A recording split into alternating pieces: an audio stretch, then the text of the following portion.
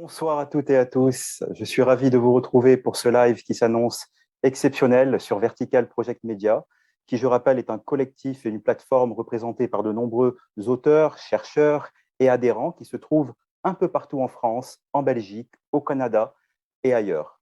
Nous proposons des lives en distanciel, en présentiel, et toutes nos émissions sont disponibles en replay pour nos adhérents.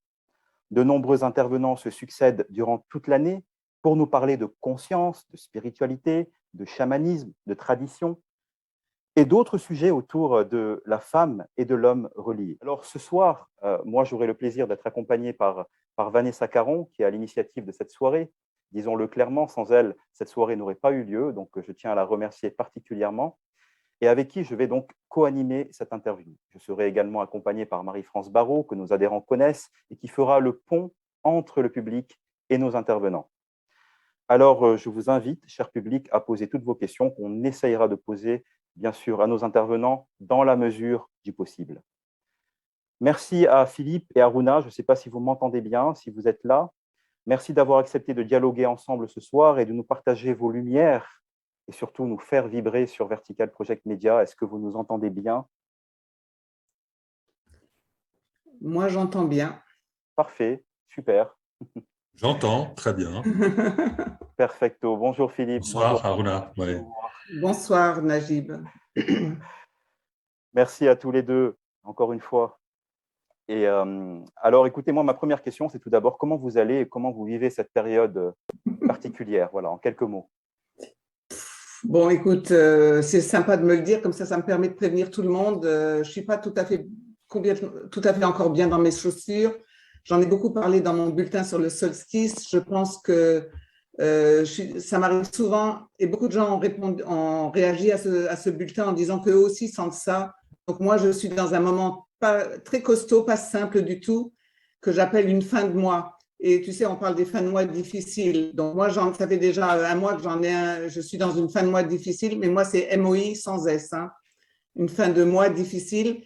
Et je pense que j'ai un petit peu annoncé ça, je ne sais pas ce que Philippe en pense, mais je pense que cet été, on risque d'avoir beaucoup de gens qui vont sentir et dans leur sensibilité spirituelle ressentir cette invitation à une fin de mois, enfin 2 fins de mois, juin, juillet, ou 3 fins de mois avant la rentrée, qui risquent d'être très, très costauds.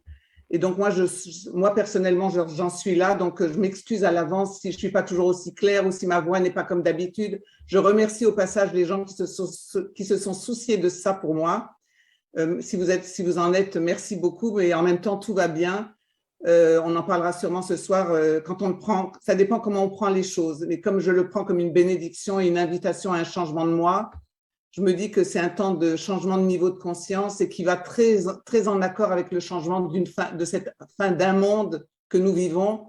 Et on voit bien, après ce qui s'est passé aux élections, on voit bien qu'on marche droit vers le chaos.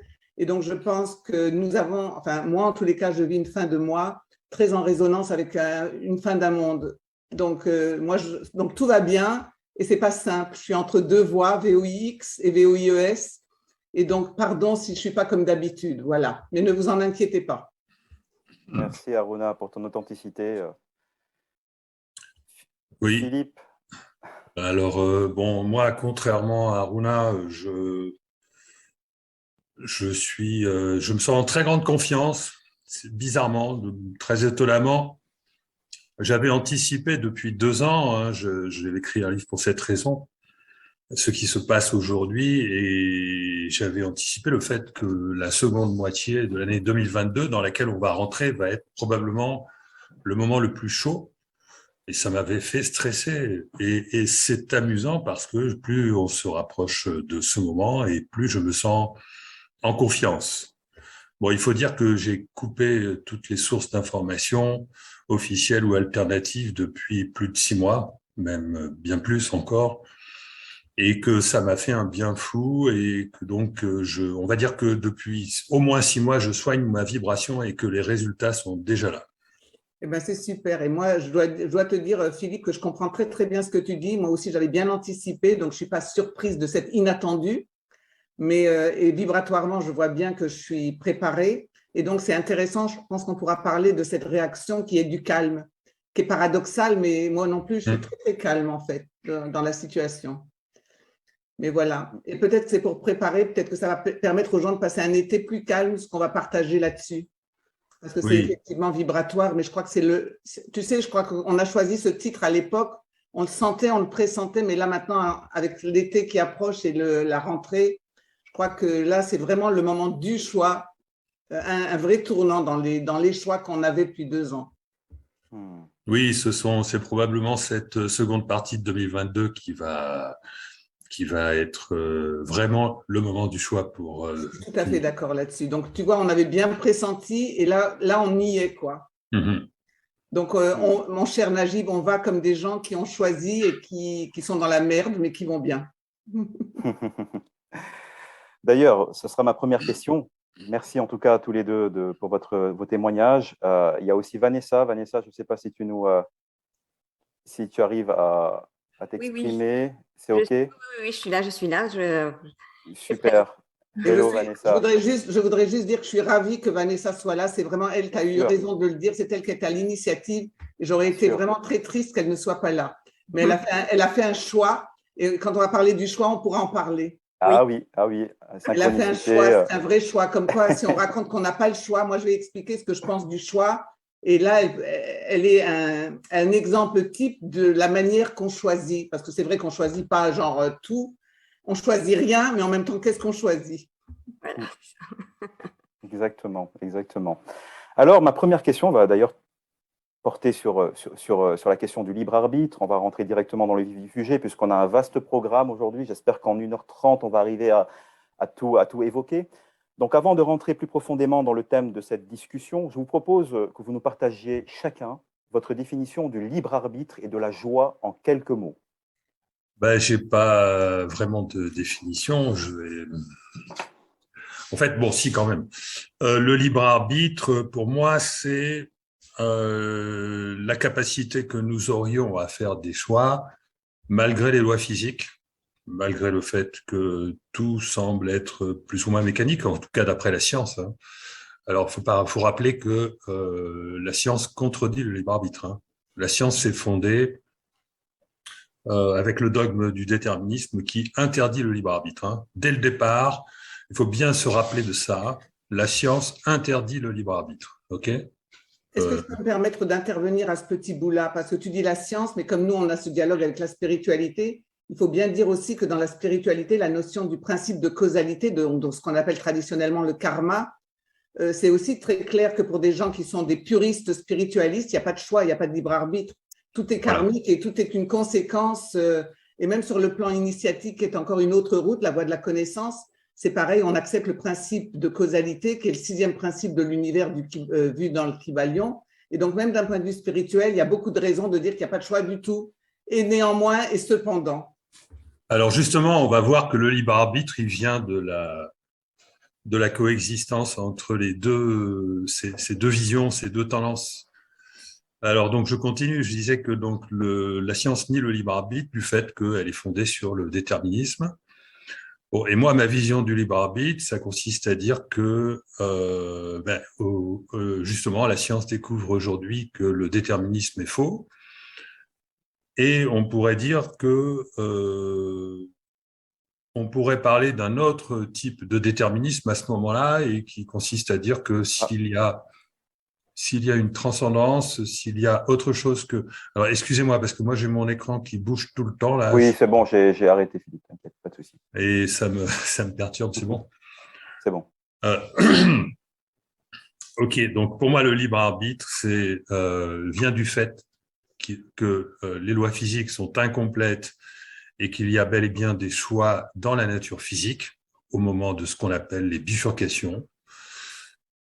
Et vient du fait qu'il peut subsister un conditionnement de la conscience et que malgré tout, on peut quitter ces conditionnements, on peut sortir de ces conditionnements. Donc, les deux conditions au libre arbitre, c'est être en face de situations où les lois physiques ne peuvent pas déterminer ce qui va arriver parce qu'on a un multivers, parce qu'on a des bifurcations, et deuxièmement, être complètement déconditionné, parce que si on est conditionné par notre passé, par tout ce qu'on a dans la tête, etc., on ne va pas pouvoir exercer un véritable libre arbitre.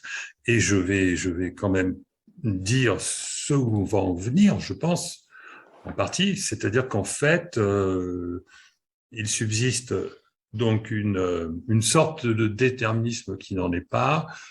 Pas un, c'est que finalement, ce qui subsiste pour déterminer le choix, c'est ce que j'appelle, mais bon, j'ai pas de meilleur mot, mais je vais définir ça plus loin dans notre échange, ce que j'appelle la vibration, c'est-à-dire qu'en dernier ressort, c'est notre vibration qui détermine nos choix et même à l'avance, et le libre arbitre naît de là, mais il n'est encore pas effectif dans la mesure où il peut y avoir un conflit entre une vibration qui est complètement conditionnée, qui serait celle de l'ego, et une vibration qui serait celle du soi. Mais en fait, on va voir que ni l'une ni l'autre n'est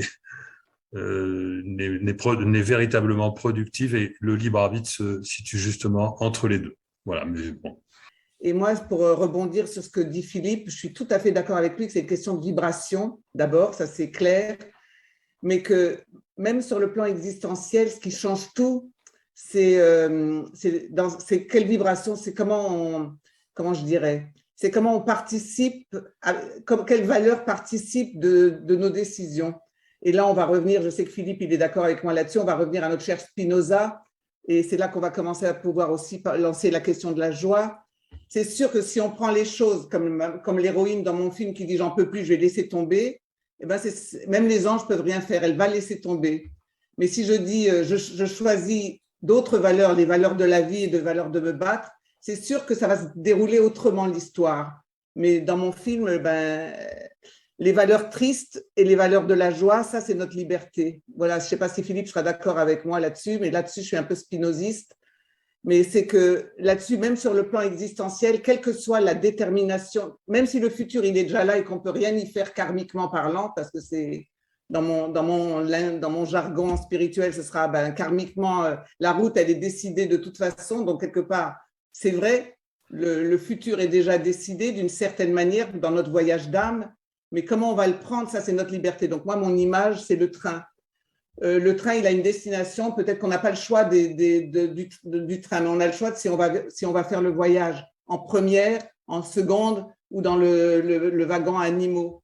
Et puis, ça va dépendre dans le voyage si on va décider de parler aux voisins qu'on a dans notre compartiment ou non. Tout ça, comment on va faire le voyage et comment on va porter vibratoirement, comment on va prendre ce qui nous arrive, comment on va prendre le voyage, ça nous est complètement, ça c'est complètement notre liberté. Donc, on n'est pas libre du tout et on est libre tout le temps.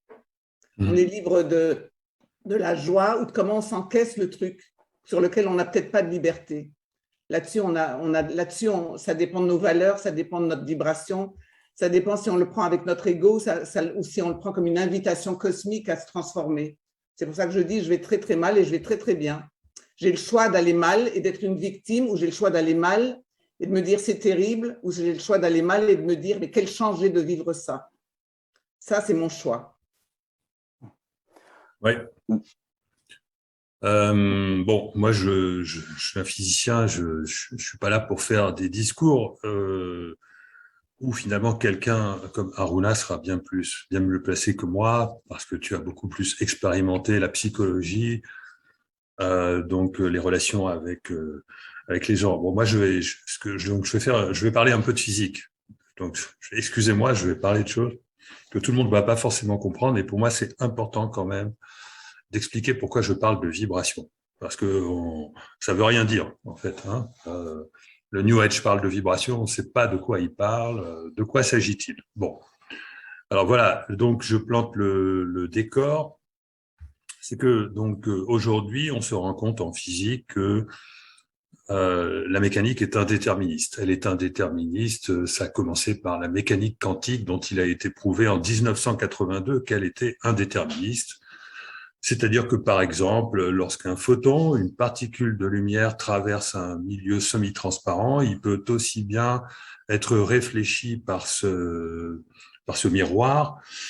Et donc, voilà, dès qu'il y a un miroir semi-transparent se présente, vous avez deux univers possibles, enfin deux deux futurs possibles, celui où le photon est réfléchi, celui où il est transmis, et donc ça multiplie par 2 le nombre d'univers possibles. Mais ceci aussi, on est en train de comprendre aujourd'hui que ça se présente aussi à toutes les échelles, à travers ce qu'on appelle la théorie du chaos, les bifurcations, etc.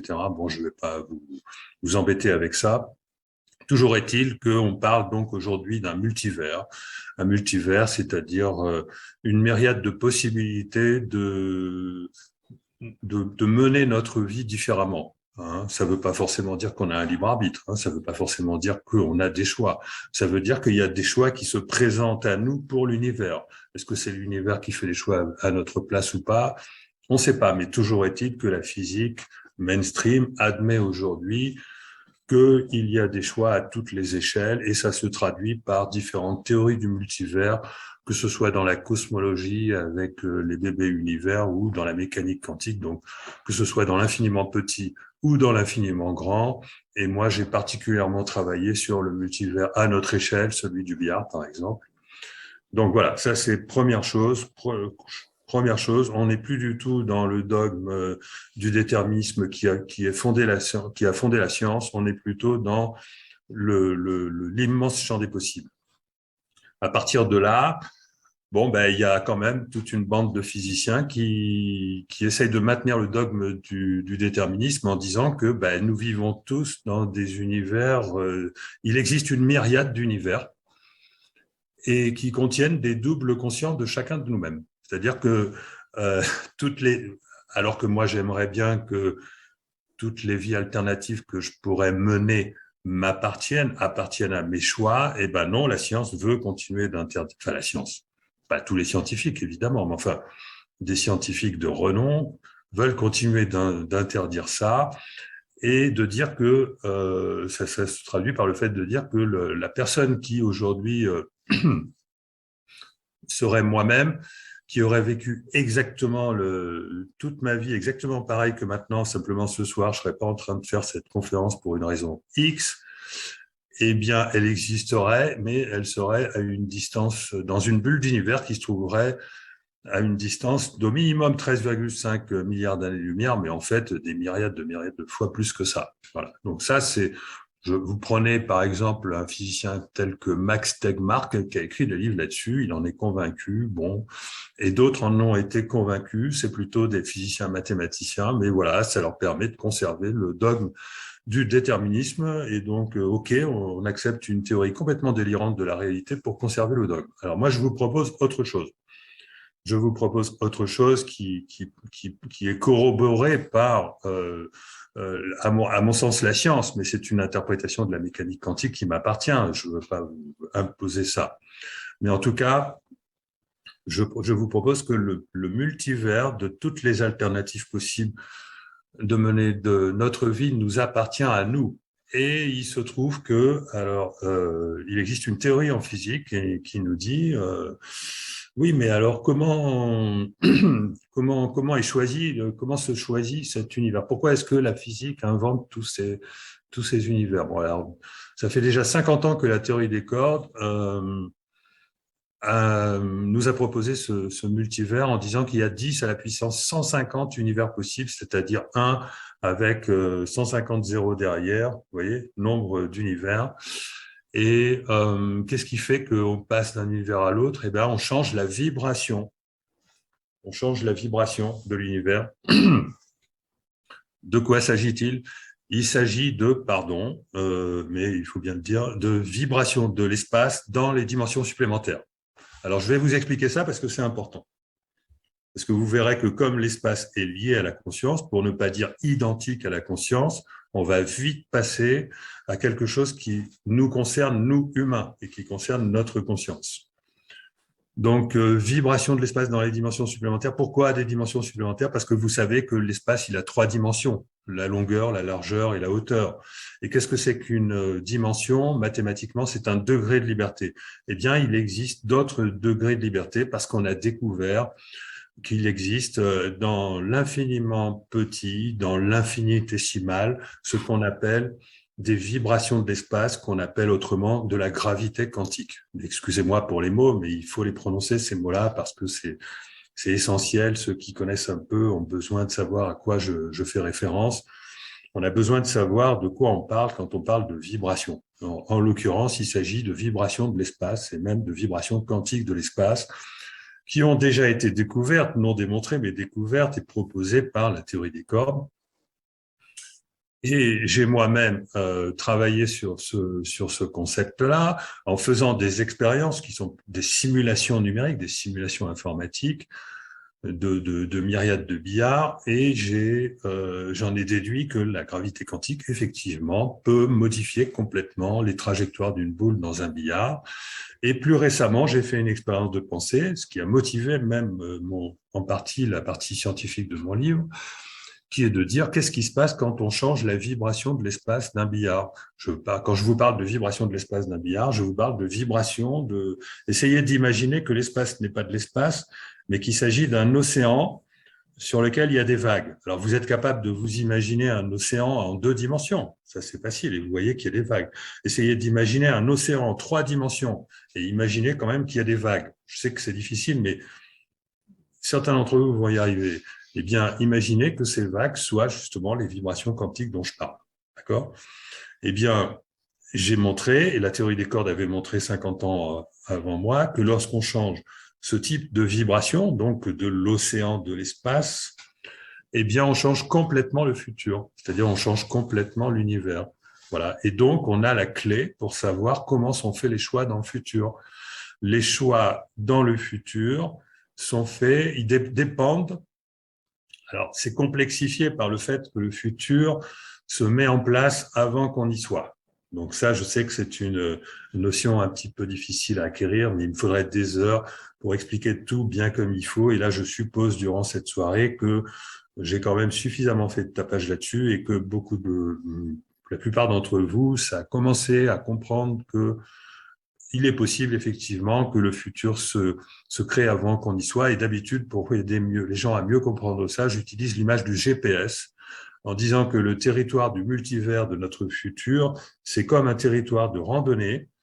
Et la randonnée qu'on va faire, c'est-à-dire le futur qu'on va avoir, correspond à la trajectoire du GPS. Et cette trajectoire du GPS, elle peut changer.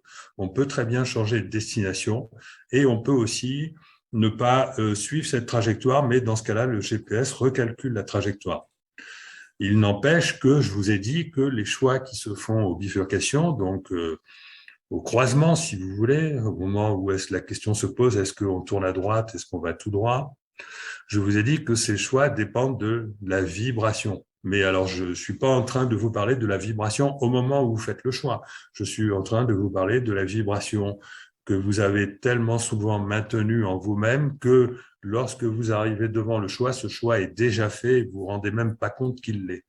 D'accord? Donc voilà, je vais maintenant m'arrêter là parce on touche à des choses absolument essentielles. On touche à des choses essentielles, à cette idée que les choix peuvent être faits avant qu'ils se présentent et que ça n'est absolument pas contraire au libre arbitre. Merci Philippe, et on reviendra bien évidemment sur tous ces concepts moins scientifiques puisqu'on a évacué cette question scientifique. Si je puis dire, moi j'aimerais qu'on commence par parler du conditionnement, du mimétisme, de cette prison du passé et de sa souffrance. J'allais justement revenir un petit peu là-dessus en disant que moi, je ne vais pas dire que je comprends exactement tout, mais je saisis, enfin ce que tu dis Philippe, je le saisis profondément et ça me parle profondément. Et c'est en ça que je pense que ce dialogue est un dialogue éveillant. De toute façon, tous nos dialogues qu'on a déjà eus pour préparer ce moment étaient des dialogues éveillants avec toi. Et donc ça va participer aussi à mon futur GPS, c'est sûr. Mais en tous les cas, pour faire une traduction un peu psychologique, justement, psycho-humaine, psycho-existentielle, pour qu'on puisse s'y référer d'une manière un peu pragmatique à ce que tu dis, moi, je pense que ça rejoint tout ce que moi j'ai compris sur le mimétisme. Et quand tu parles de conditionnement, moi, je parle de mimétisme. Et là, je me réfère à une lignée qui est celle de Jean-Louis Ougourlian, qui est dans la lignée de René Girard. Donc, il y a un livre qui s'appelle « La jeunesse du désir », mais il y en a un autre plus simple qui s'appelle « L'altérité ». Mais en tous les cas, où lui, il dit que sur le plan psycho-spirituel, si on peut dire, il dit que même notre désir nous est antérieur. Ce qu'on croit être ce qu'on veut, nous est déjà antérieure parce qu'on n'est pas né de la cuisse de Jupiter. Donc, on arrive déjà avec tout plein de films dans le GPS qui font que ça décide de la route. Et donc, il y a des mimétismes biologiques. Hein, c'est le fameux quitte ton père et ta mère. Évidemment que quelqu'un a dit il y a 2000 ans, il a eu bien raison parce que ça prend beaucoup de temps. Parce que tant que c'est papa, maman qui décident du GPS, ben, c'est sûr que la route, le futur, il est déjà bien organisé. On peut même presque le prévoir. Mais après, il y a les mimétismes biologiques, il y a les mimétismes transgénérationnels, collectifs, de l'histoire collective. Ça, je m'en réfère à Jung sur les inconscients collectifs. Il y a des échos mémoriels qu'on peut avoir et des mimétismes qu'on peut avoir par rapport à des moments d'histoire. Moi, je vais parler de moi, comme je vous l'ai dit, parce que c'est le plus simple. Et moi, je sais que j'ai mis beaucoup de temps à me débarrasser de mon mimétisme par rapport à la Shoah. Moi, je viens d'une famille juive quasiment décimée après l'Holocauste. Et donc, moi, j'ai traîné cette souffrance pendant des années qui appartenait à mon mimétisme, j'allais dire, culturel et religieux, et social et familial. Et j'ai mis beaucoup de temps à me débarrasser de ça et à accepter d'être infidèle à mon passé. Parce que le vrai problème, en tous les cas, je suppose que Najib va nous demander, mais comment on y arrive? Moi, je dis, il faut parler du bon usage de l'infidélité. Parce que tous ces conditionnements, pour moi, ils sont maintenus par une volonté plus ou moins consciente de fidélité à nos parents, à nos transgénérationnels, à la culture, à nos religions. Et il y a même des mimétismes spirituels très clairs. Et donc, c'est ça qui, je pense, alourdit terriblement cette fameuse question du libre arbitre. Moi, je sais, donc on saura jamais s'il y a du libre arbitre ou non, mais ce que je suis sûre, c'est qu'il faut en tous les cas libérer notre liberté d'en avoir le maximum. Il faut libérer notre liberté de choisir. Et libérer notre liberté de choisir, c'est un gros travail. C'est pas une petite route de bisounours New Age. C'est vraiment une grosse route très difficile qui demande d'abord de reconnaître tous ces mimétismes qui nous trimballent, d'avoir l'humilité d'accepter qu'on vient avec déjà tout un tas de bagages et qui font qu'on se croit libre, mais en fait, même notre désir est déjà le désir d'avant. Donc, il y a déjà un tel travail à nettoyer si on veut vraiment libérer quelque chose de notre liberté de choisir. Et là, je suis sûre que la vibration, elle va bouger. Moi, j'appelle ça un travail d'élévation et pas seulement d'évolution. Mais il y a un gros bout d'évolution à faire qui est de nettoyer tous ces mimétismes, ces conditionnements. Parce que tant qu'ils seront là, on sera beaucoup plus bloqué dans notre capacité de choisir. Même si on n'a pas tous les choix et même si un futur est déjà prévu, on ne va pas pouvoir exercer une pression quantique vibratoire suffisante pour que ça bouge quelque chose dans le GPS. Voilà, je ne sais pas si cette traduction un petit peu pragmatique te va, mais c'est un peu ma manière à moi de comprendre ce que tu dis. Aruna, Oui. Vanessa, oui. Vanessa. Parce que dans le chat, on a ça, et puis peut-être pour rendre un petit peu plus accessible aux personnes qui nous écoutent, il est demandé comment on change sa vibration concrètement et quels sont les outils pour nettoyer en fait tous ces mimétismes. Ça, c'est du gros boulot. Donc, ils peuvent aller Moi, c'est un enseignement que je fais depuis 40 ans. Et même les gens qui me suivent depuis 40 ans, ils ont encore souvent du mal. Mais c'est comme ça. C'est là qu'il faut que le désir doit être très puissant. L'envie de vérité doit être très puissant. Et je crois qu'on en a discuté avec Philippe aussi. Malheureusement, la sécurité, le désir de sécurité est bien plus grand que notre désir de vérité.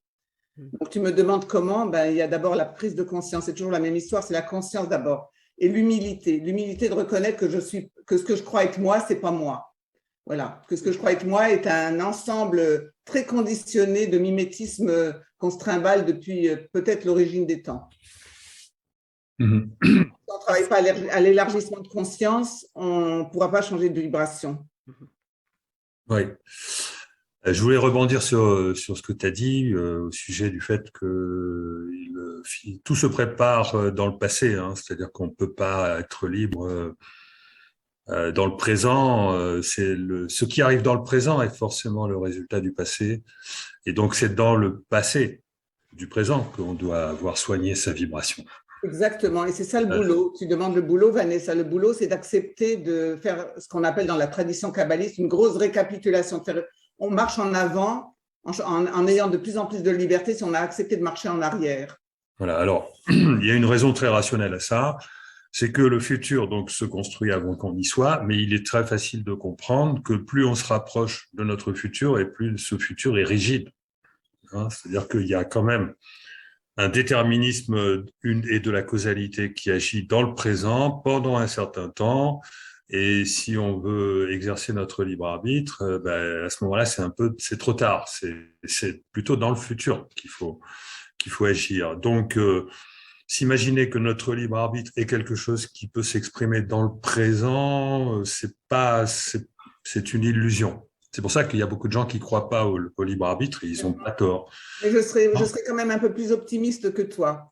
Parce que oui, non, mais c'est une approximation, hein, parce qu'il y a toujours des cas particuliers. Effectivement, il est toujours possible, au dernier moment, d'avoir un choix tout à fait, salutaire. Hein. Mais bon, je parle d'une manière générale. Et donc, j'essaye d'en revenir au concept essentiel. Premier concept, le futur se construit dans le présent, mais la totalité du futur se met à jour dans le présent, n'empêche que notre futur proche, lui, on peut le considérer en première approximation comme rigide. Lui, il dépend de la causalité, et ce n'est que notre futur lointain, plus ou moins, hein, qui va dépendre de notre vibration. Ça, c'est quelque chose que j'ai clairement mis en évidence, à condition d'accepter évidemment que ce qu'on appelle vibration, ce soit des vibrations de l'espace et qu'on ait le droit de dire que ce sont des vibrations de la conscience.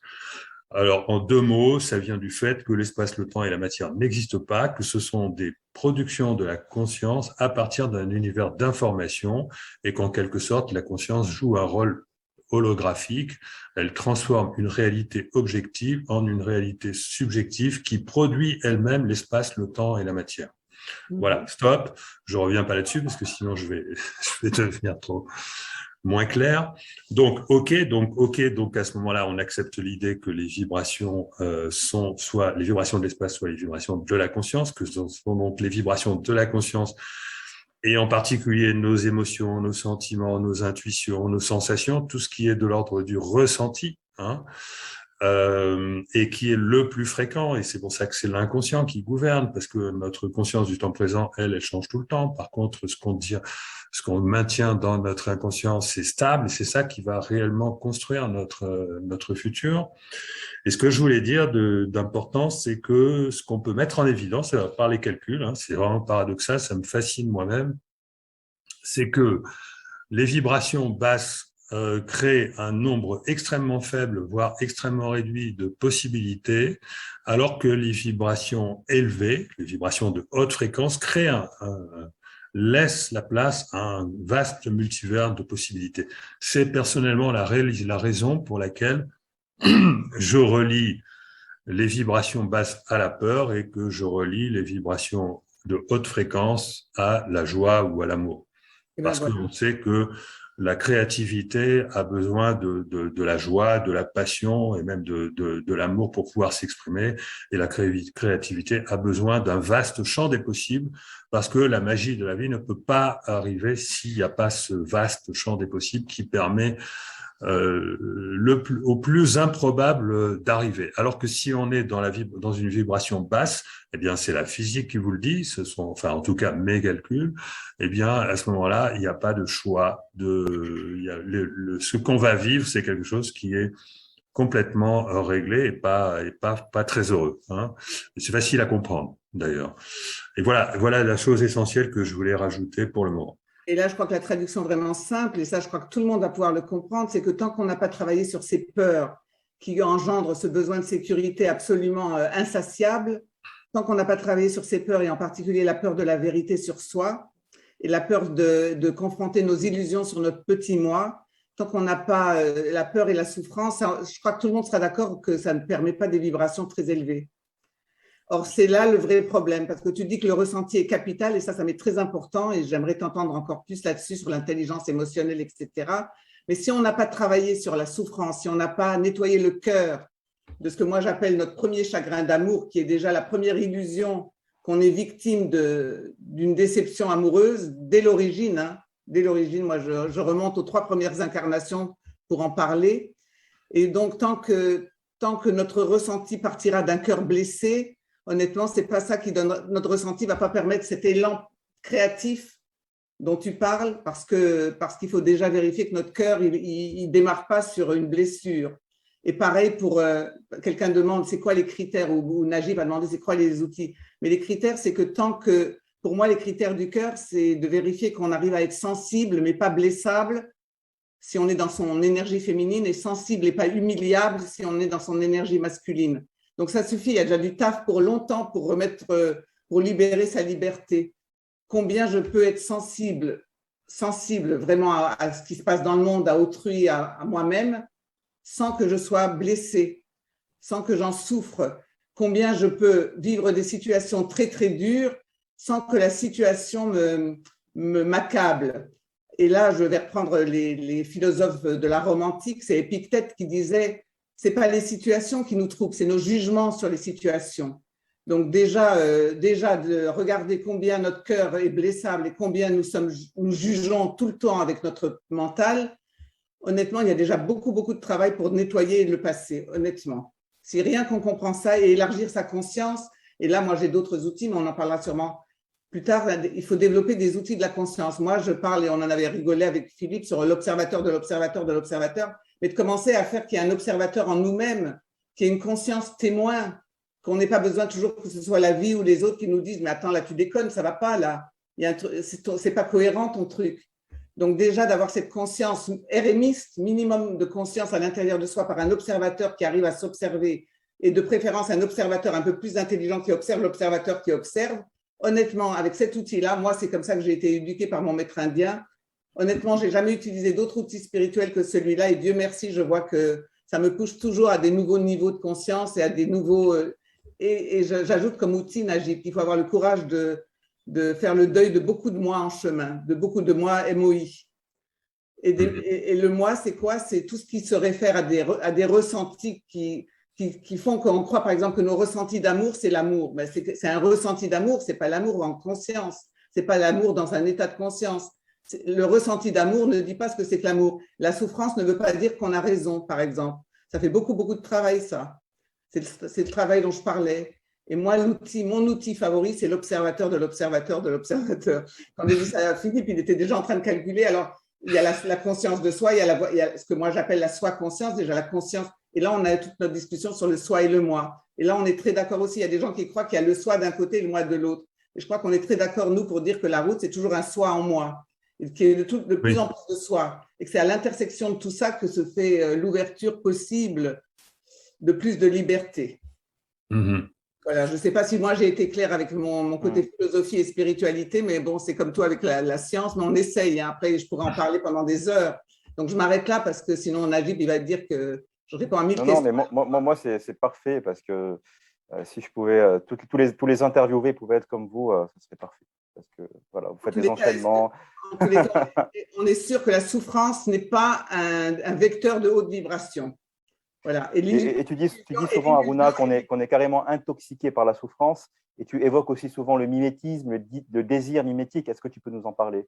Je crois que j'en ai déjà beaucoup parlé, mais en tous les cas, ce qui est sûr, bon, le désir mimétique, j'ai expliqué que c'est l'humilité. Là, ça demande une humilité énorme qui est de reconnaître que ce qu'on croit être moi n'est pas moi. C'est un moi qui est conditionné, mais depuis l'origine des temps.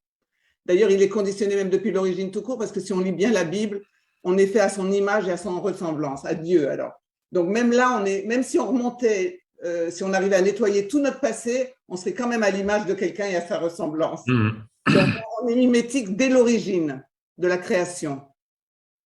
Donc, Philippe, ça ne serait pas en fait en quantique tout ce qui est observé est transformé par celui qui observe? Oui, absolument. Ça, c'est l'observateur, ça, c'est l'histoire de l'observateur. Voilà, c'est ça. On est mimétique, ça, c'est écrit il nous a fait à son image et à sa ressemblance. Donc, dès le départ, on est mimétique, on est conditionné. Après, si on choisit la partie divine de nos modèles mimétiques ou si on choisit la partie organique, papa, maman et les transgénérationnels ou le collectif historique, ça, c'est le boulot, c'est ça, faire le travail. Ça, c'est le travail. Ouais. Alors, on a commencé à parler du soi et du conditionnement. Donc, alors pourquoi est-ce que effectivement, il y a autant de conditionnements depuis des lustres, c'est parce qu'il n'y a pas de connexion au soi. Surtout Voilà. quand on assimile le soi à Dieu, ben, ça ne supprime pas le conditionnement, puisque La preuve. Dieu, on l'extériorise. On ne considère pas que c'est soi en nous. Donc, ça ne résout pas le problème. Les religions ne résolvent pas le problème. Ben, ça se saurait parce que toute la spiritualité non dualiste qui a été la spiritualité classique jusqu'à aujourd'hui, ça se saurait quand même que… et alors là aussi, j'en profite pour remercier mon maître indien parce que dès le début, il m'a appris. J'avais 30 ans quand j'ai pris ma robe orange. Donc, j'ai été biberonnée à la philosophie non dualiste et à l'Advaita Vedanta. Mais quand j'ai pris ma robe orange et que j'ai cru que j'étais arrivée, j'avais des moments d'illumination absolument extraordinaires. Oui, j'ai senti ce que c'était que le soi. Et là, mon maître indien, il m'a dit, tu sais, Aruna, la seule chose qu'on sait, c'est quand on se réveille, on sait seulement là qu'on a dormi. Et on le voit bien par analogie. Il n'y a que quand on se réveille qu'on peut dire, ah mon Dieu, combien j'ai dormi. Après, est-ce que j'ai bien dormi, mal dormi, c'est une autre histoire. Mais qu'est-ce que j'ai dormi? C'est ça un réveil de conscience. Alors, je le regardais, je disais, ah ben oui, donc qu'est-ce que j'ai dormi? Donc, je pensais que j'avais tout compris à nouveau. Et là, il faisait un petit silence et puis après, il rajoutait très tranquillement. Et tu sais, Aruna, quand on s'est réveillé, on ne sait pas encore à quoi on dort, encore. Donc, l'idée d'être arrivé, d'être éveillé, arrivé, que le soi s'est fait, moi, j'y crois pas du tout, du tout. Je ne sais pas toi, mais moi, je n'y crois pas du tout. Je crois que toute notre vie, on aura ce soi en moi à l'infini. À l'infini.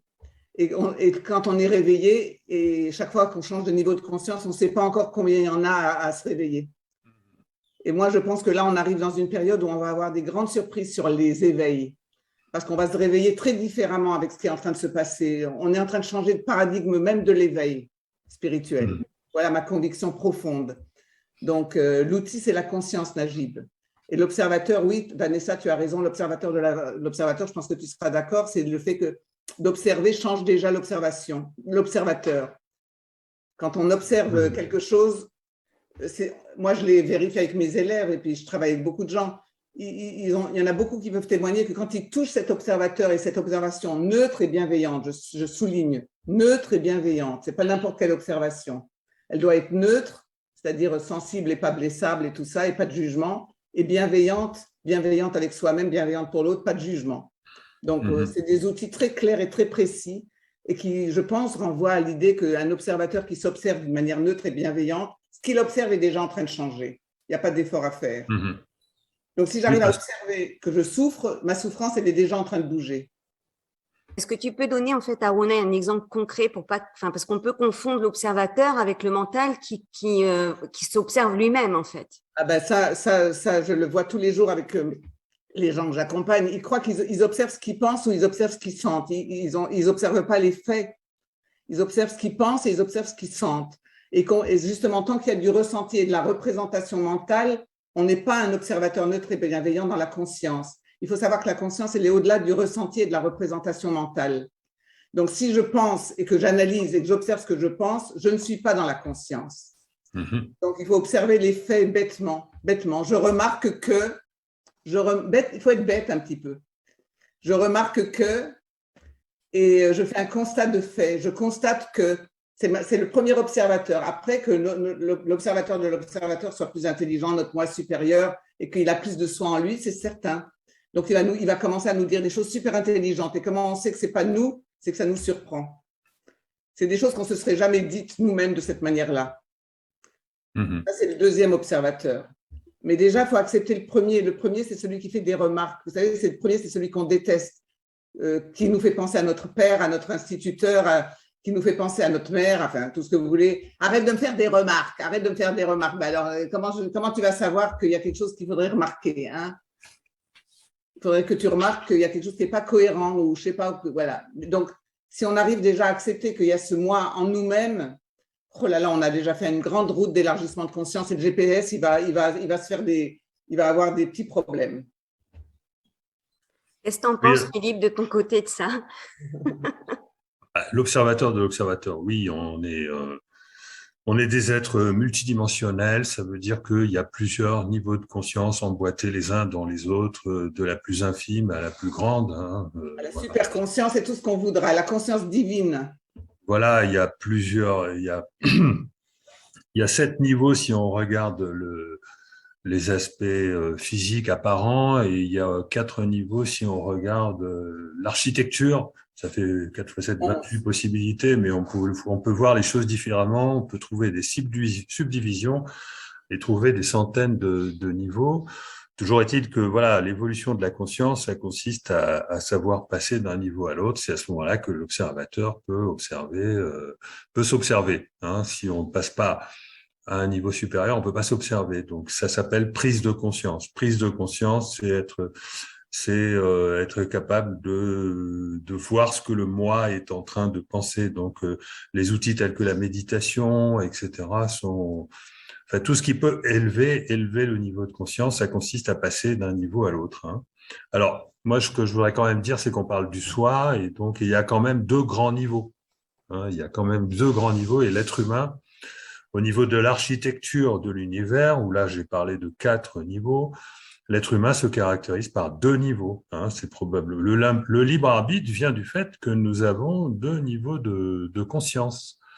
Dont l'un correspond à notre inconscient, pas notre inconscient physique, parce qu'il existe aussi, lui, il est lié à la conscience cellulaire, mais notre inconscient psychique ou spirituel, appelons-le comme on voudra, et qui correspond au soi. Alors là, moi, j'ai des raisons physiques, scientifiques, enfin, rationnelles de proposer l'existence du moi et du soi. C'est les 2 niveaux les plus importants. Ce qui sont le fait que, comme je vous l'ai dit tout à l'heure, la conscience est associée aux dimensions supplémentaires de l'espace, puisque la conscience est associée aux vibrations de cet océan de conscience qui n'est rien d'autre que l'océan de l'espace et qui n'est rien d'autre que cette fameuse gravité quantique. Et on sait qu'il faut rajouter 6 dimensions pour la décrire. La théorie des cordes l'a trouvée il y a 50 ans. Moi, je l'ai retrouvée il y a quelques années, je l'ai publié dans des revues scientifiques au top niveau. Et donc, ces 6 dimensions, on s'aperçoit qu'elles sont composées en 2 parties.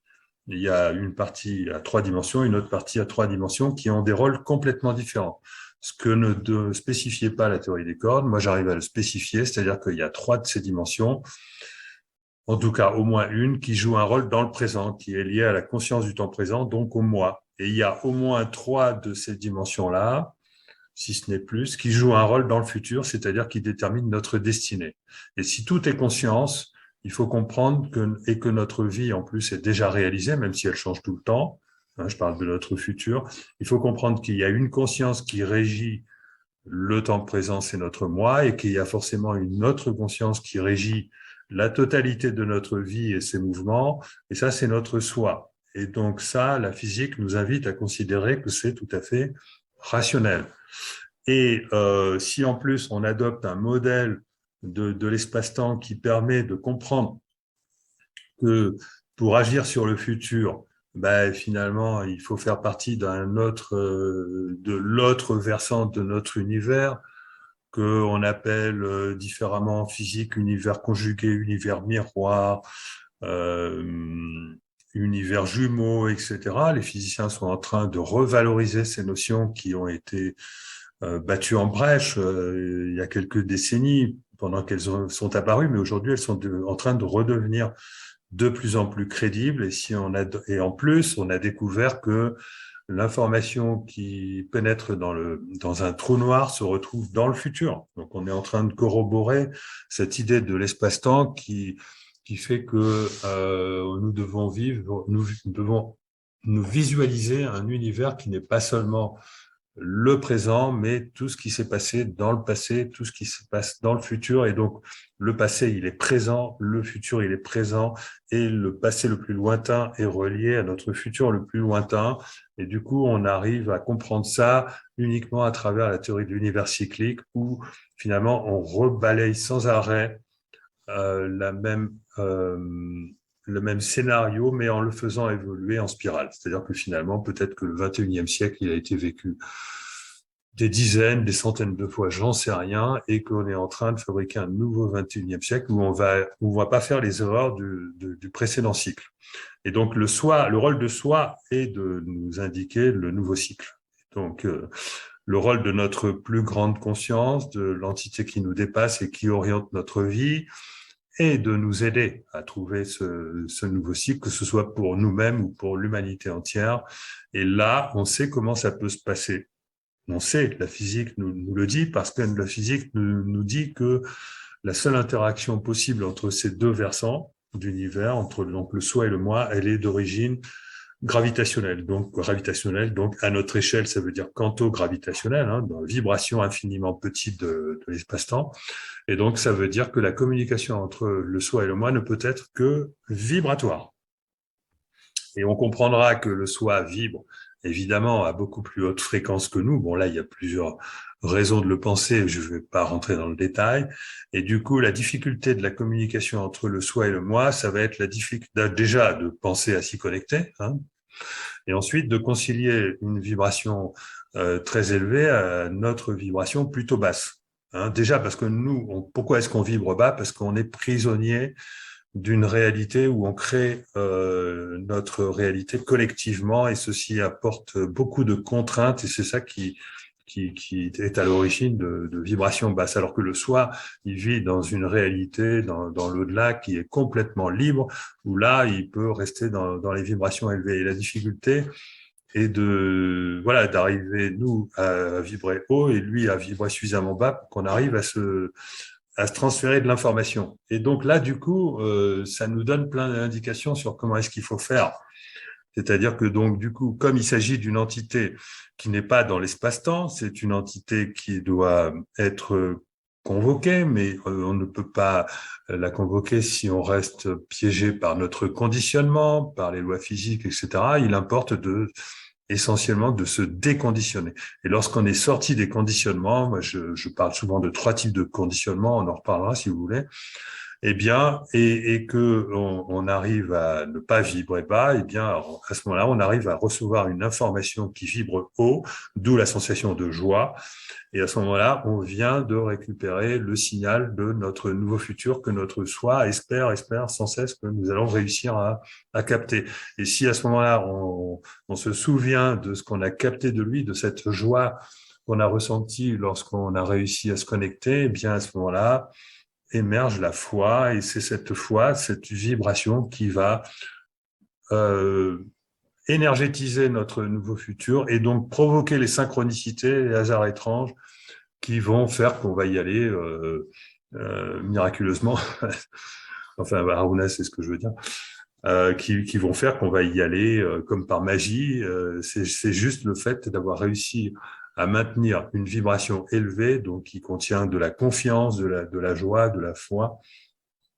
Et comme c'est ça qui programme notre futur, elle va immanquablement provoquer des situations qui vont nous conduire vers ce nouveau, et via le guide qu'on appelle Kéros, c'est-à-dire suivre les opportunités, etc. Et vous comprendrez que lorsque ces opportunités se présentent, eh ben ça paraît évident ce qu'on doit faire. Il n'y a pas de choix, mais pourtant le choix il a été fait. Le choix il a été fait au moment où on s'est connecté, où on a réussi à se connecter, où on a reçu cette information vibratoire. À ce moment-là, on a programmé cette situation où on rencontre à un moment donner une synchronicité, et là, évidemment, on sait ce qu'on doit faire. Donc, les spiritualistes vont dire que, du coup, il n'y a pas de libre arbitre. Oui, apparemment, il n'y a pas de libre arbitre, puisque on sait ce qu'on a à faire, puisque ça paraît évident de suivre les signes, surtout lorsqu'ils sont super étranges. Mais n'empêche que c'est le résultat du fait que précédemment, on a fait l'effort. On a fait l'effort de rentrer dans un déconditionnement qui nous a permis de nous connecter. Alors, c'est vrai que la connexion, elle paraît facile, mais n'empêche que pour en arriver là, et pour arriver à suivre ce processus qui paraît évident, où le lâcher-prise intervient, bien sûr, eh bien, c'est quand même, il faut être préalablement, avoir fait un travail sur soi, qui implique un effort dont le but est le déconditionnement. Voilà. Là, moi, je n'ai plus rien à dire. Il y a Philippe qui nous a quittés Juste, d'ailleurs. je vais aller chercher ma batterie parce que j'avais oublié de la brancher. Excusez-moi. Aruna, peut-être en attendant que Philippe revienne, il y a quelqu'un qui demande en fait dans les spectateurs là, est-ce que se déconditionner, c'est la même chose que se désidentifier? Oh, absolument, c'est un très très bon mot. L'identification, parce que c'est tout à fait très juste, parce que c'est pas les choses qui nous ont conditionnés qui sont un problème. On va pas tuer père et mère, on va pas tuer tout notre transgénérationnel, on va pas être infidèle, ça veut pas dire faire comme si ça n'a pas existé. Mais par contre, la problématique, c'est combien on est identifié à nos systèmes, combien on est identifié à nos mimétismes. Donc absolument, c'est le processus de désidentification qui permet les fameux changements de niveau de conscience, qui permet au soi de se faire plus présent dans notre information intérieure. Et tout ce que vient de dire Philippe, qui est magnifique, c'est exactement ça. Et donc, si on s'identifie, ben, ça empêche le soi de nous informer, c'est sûr. Mais bon, j'attends que Philippe revienne parce que… On peut peut-être justement, en fait, sur quelque chose que vous aviez partagé tous les deux, hein, vous étiez d'accord, mais en attendant qu'il vienne avec sa batterie, tu avais dit qu'il était essentiel d'avoir un morceau de soi conscience d'une altérité intérieure. Bien sûr, quand on parle du soi. C'est là que j'allais dire, Philippe vient de faire une démonstration extraordinaire. Il dit du coup, à la fin, les spiritualistes vont dire que le libre arbitre n'existe pas, blablabla, d'accord. Et on sait très très bien, mais parce que ce que ne dit pas Philippe et que j'ai envie de dire, c'est qu'il est en train de développer, sans en avoir l'air, un changement de paradigme spirituel absolument révolutionnaire. Parce que ce qu'il est en train de dire, c'est le contraire de tout ce qui a été dit. Parce que pour tout le monde, c'est l'unité qui était importante. Donc le soi, point. Or, Philippe, dans tout ce qu'il dit là, ce qu'il faut entendre aussi, enfin, en tous les cas, moi, ça me semble important, c'est qu'il faut toujours rester dans cette réalité qu'on est deux. Il y a de l'autre en nous, il y a de l'altérité. Alors moi, voilà, donc dans cette révolution d'un paradigme spirituel, moi, je pense que ce sera l'introduction de la conscience d'altérité. Il y a le travail sur soi et la conscience de soi, mais il y a aussi la conscience d'altérité, de cet autre qui va nous… Moi, je dis toujours, hein, l'autre, la relation va rester le test de réalité de toute notre spiritualité, tout notre développement personnel. Et tu as raison de dire que quand Philippe dit il y a les deux, il y a le moi et il y a le soi, ben déjà ça, c'est révolutionnaire spirituellement. C'est qu'il faut avoir l'humilité d'accepter qu'il y a de la dualité en nous-mêmes. Et que mon observateur, c'est l'autre en soi-même. Et plus cet observateur se rapproche du soi, plus il est inspiré par le soi, ben plus effectivement, on sait qu'on est deux. Il y a le moi et il y a le soi tout le temps. Et ce qu'il faut, c'est donner la parole à ce soi. Pour lui donner la parole, je pense qu'il passe par nos observateurs. Mais ça, après, c'est de la pratique, c'est des outils, c'est pas très important. On peut avoir plein d'autres outils. Ouais, tu pourrais donner un exemple concret, alors pas les papillons, mais de comment tu mets ça en pratique, hein, quelque chose de récent que tu as mis en œuvre comme ça dans ta réalité. Je fais des ateliers synchronicité qui durent une journée ou parfois un week-end. Ma question, c'était dans ta vie à toi, de nous donner un exemple de comment tu as pu en fait bouger certains éléments de ta propre vie. C'est ce que je raconte dans mes livres. Tu sais, c'est difficile de raconter une synchronicité dans toute sa dimension qui permet à tout le monde de comprendre. C'est très long et quand on la résume, ça paraît pas crédible. Mais j'ai plusieurs fois dans ma vie, ça se produit pas tous les 5 minutes, hein, c'est tous les quelques années ou tous les ans à la limite si on veut. Mais bon, ça c'est dans le meilleur des cas. Moi, les grands changements dans ma vie sont depuis 12 ans déterminés par des synchronicités. D'ailleurs, je ne fais plus rien. Aujourd'hui, je ne fais plus de projets. Je n'ai plus de projets. Quand j'ai des projets qui viennent de mon mental, par intérêt, par stratégie, c'est toujours des trucs qui merdent. Tandis que quand je suis la voie de ce qui se présente à moi, en faisant en faisant attention à travailler mon authenticité, les choses se présentent automatiquement. Et ce que j'ai à faire, je suis le guide. Il n'y a plus de problème. J'ai fait ça durant les grands tournants de ma vie. Mon premier livre est dû à ça, le dernier aussi. Je me connecte. Enfin, moi, je n'ai pas de difficulté. Si, je sais qu'il faut se connecter quand on est un peu paumé dans sa vie, qu'on sait plus quoi faire, qu'on commence à se sentir désorienté. Dans ce cas-là, moi, ce que je fais, c'est que je pars en vacances, je fais de la randonnée, etc. Et je travaille l'intention, la question. Et puis voilà, et puis les synchronicités débarquent. Et je peux pas donner d'exemple. Il faut les auditeurs doivent lire Ils doivent faire de l'expérience par eux-mêmes parce qu'on ne va jamais croire quelqu'un. Moi, si je raconte ma synchronicité des 6 papillons, personne va me croire. C'est pas possible. On va dire, il a inventé. Je ne veux pas le croire. C'est pas possible. Pourtant, c'est réel. Les gens ne veulent pas croire en la magie. Pourtant, cette magie de la vie, elle existe. Un scientifique ne voudra pas, il voudra pas y aller. Il a cette barrière psychologique qui lui interdit de croire à des choses qui soi-disant sont irrationnelles, alors que lui, il baigne dans l'irrationnel. La science actuelle baigne dans l'irrationnel. Moi, je vous présente une nouvelle vision de la réalité rationnelle qui accepte la magie de la vie. D'accord? Et donc, je vais continuer à vous l'expliquer. Et donc, là, on était sur le libre arbitre. Le libre arbitre, il est réel. Pourquoi est-ce que le libre arbitre, il est réel? Parce que, comme disait Aruna, il est très important de comprendre cette dualité. Soit on se connecte, soit on reste connecté au moi et donc on est sous l'emprise de notre ego qu'on développe de plus en plus et un jour on se retrouve dans le mur. Soit on est excessivement sous l'emprise de notre soi et finalement on vit avec le bonheur de cette connexion et finalement on fait rien de notre vie. Et puis il y a une autre raison de ne pas être trop connecté au soi, c'est que si on connaissait notre futur, puisque le soi régit notre futur, on n'irait pas, parce qu'on ne pourrait pas comprendre, par exemple, les grandes épreuves qu'on doit traverser pour évoluer, parce que tant qu'on n'a pas évolué, on ne peut pas les comprendre. Voilà, donc il y a plein de raisons qui font que une trop grande connexion au soi est peut-être aussi mauvaise qu'une trop grande connexion à l'ego, enfin, c'est-à-dire au moi. Enfin, le moi, il est entre les deux. Il est entre l'ego, c'est-à-dire le conditionnement intégral, et le soi. Et le libre arbitre se situe entre ces deux voies qui n'en ont pas, parce que si la voie du conditionnement intégral, donc de l'ego, il n'y a pas de libre arbitre. La voie du soi, comme disent les spiritualistes, évidemment, il n'y a pas de libre arbitre puisqu'on est constamment guidé.